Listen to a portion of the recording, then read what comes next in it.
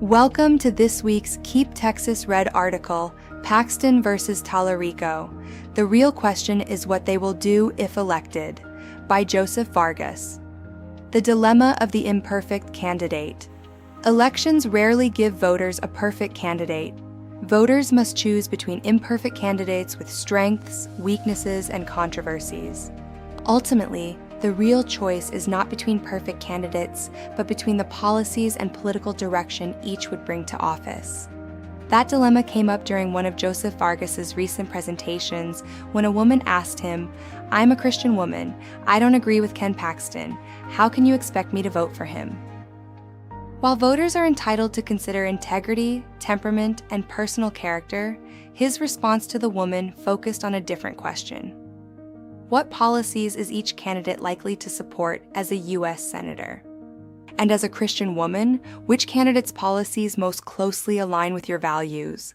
That distinction matters. Senators vote on legislation.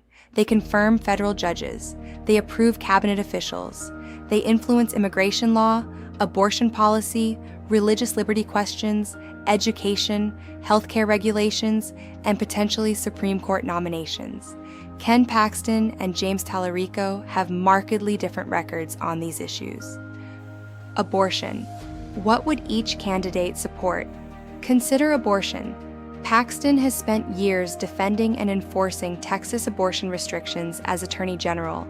His office has pursued litigation involving abortion providers and abortion medication, and he recently prevailed against San Antonio over the use of taxpayer money to support travel for out-of-state abortions. His Senate campaign identifies protecting unborn life as part of his agenda.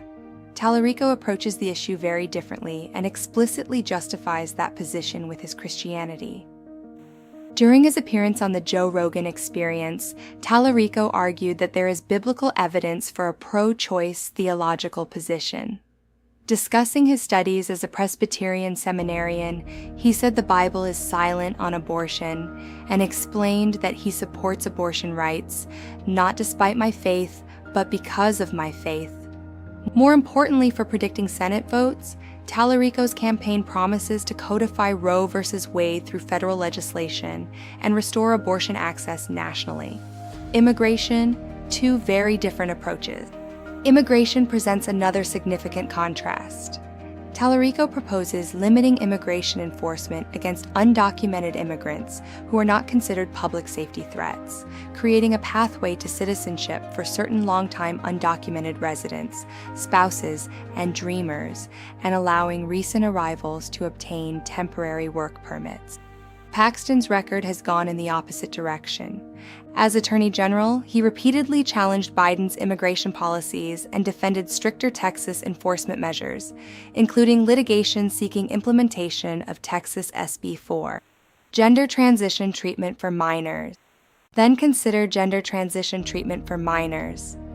Although Talarico now says he opposes gender reassignment surgery for minors, he voted against Texas SB 14, which prohibited not only surgical procedures, but also puberty blockers and cross-sex hormones used to transition minors.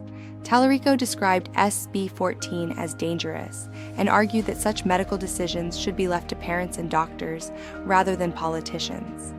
Paxton, by contrast, has aggressively enforced SB 14, including legal actions against physicians accused of providing prohibited gender transition treatments to minors. What their records tell us about the future. None of this requires pretending that a candidate's personal character is irrelevant. Character matters, but so do the policies a candidate is likely to support and vote for once elected. James Talarico speaks openly about Christianity and frequently explains progressive political positions through his view of Christian theology.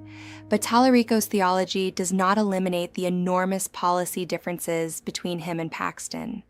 Talarico's Senate agenda includes codifying Roe, providing legalization pathways for certain undocumented immigrants, limiting immigration enforcement, protecting LGBTQ+ rights from what he considers government interference, and opposing government restrictions on gender transition treatments for minors.